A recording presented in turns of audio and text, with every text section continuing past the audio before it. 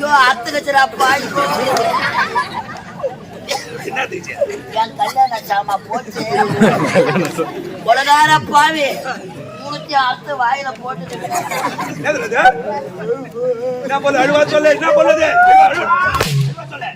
வெளியே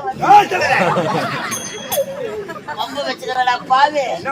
இதுக்கப்புறம் ஒட்ட வைக்க முடியாது என் பொண்டாட்டிய விட்டால விடுவா என் மாமியாரு கேப்பாரு வேற தொட்டு தொட்டு வேற பாப்பா